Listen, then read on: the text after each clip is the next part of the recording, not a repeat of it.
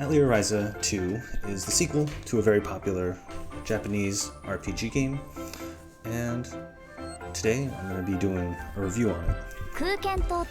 So first things first, Atelier Ryza is actually voiced completely in Japanese. It does come with English subtitles, but it almost feels like being able to play an anime.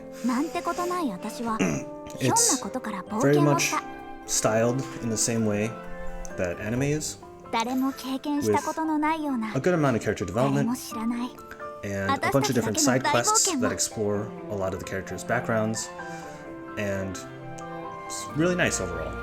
So Atelier Ryza 2 is also open world. You can leave the main story progression pretty much any time and just work on side quests, or if you want to just grind out the main story, you can do that as well. None of the side quests are mandatory, but they're really nice, and I personally really enjoyed them. And I'd also like to point out the music is an absolute bop. Like, especially the night theme, that's one of my personal favorites. But if you're playing through this game, you're pretty much guaranteed to be listening to some incredible background music at almost any time. The combat's very flashy, very much reminiscent of an anime.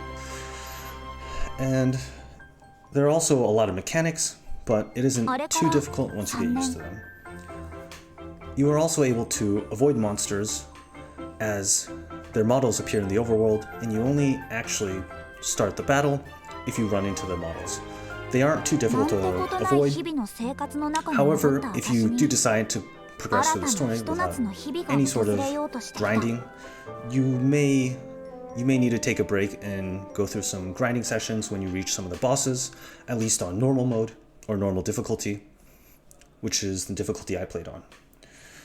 The Alchemy is actually really fun, and they have a mechanic where the more alchemy you do, the more SP you gain, and you can use that SP in turn to unlock new recipes on the skill tree.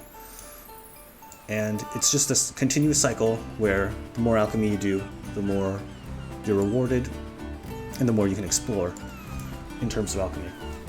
And if for some reason you're not really a huge fan of the alchemy system, but you need to unlock some tools with using SP off of the skill tree, you can actually also gain SP by collecting memories in the ruins and solving the puzzles.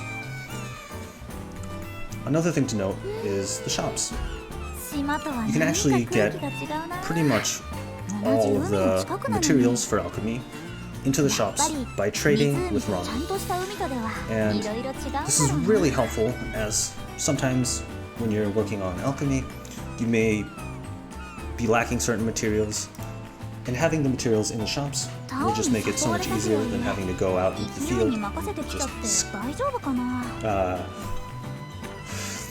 and just look for the materials manually. The models for the characters in Atelier Ryza are really nice, at least on the main cast.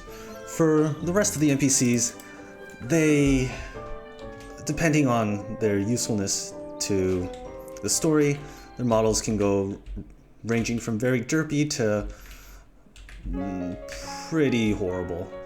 But besides that, the graphics are really nice, and certain animations in cutscenes aren't the best, like the running animation, but overall it wasn't too bad. Atelier Ryza 2 is an anime-esque RPG where you can fight monsters, explore the various ruins, and create items with alchemy. It's a game that's just packed with content, from tons of different quests and side missions to very expansive ruins which you can explore. There's also a very large number of people in the main cast who all come with pretty unique personalities. The story is very anime-esque, so I definitely recommend it for anyone who enjoys watching anime, as you can pretty much play an anime, is the best way I'd describe it. I haven't actually played the previous Atelier Ryza game, but I would say that you don't need to enjoy the sequel. Although there are a few references here and there to characters and relationships that existed in the previous games, where I did feel a little bit left out, but my experience wasn't really affected too much. Overall, the game was... What do I think of this game?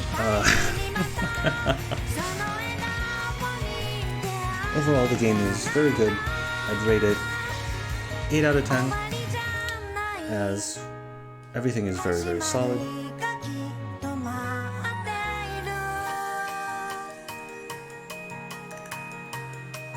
There is a lot of dialogue, so if you don't enjoy the story too much, then you may not be a big fan.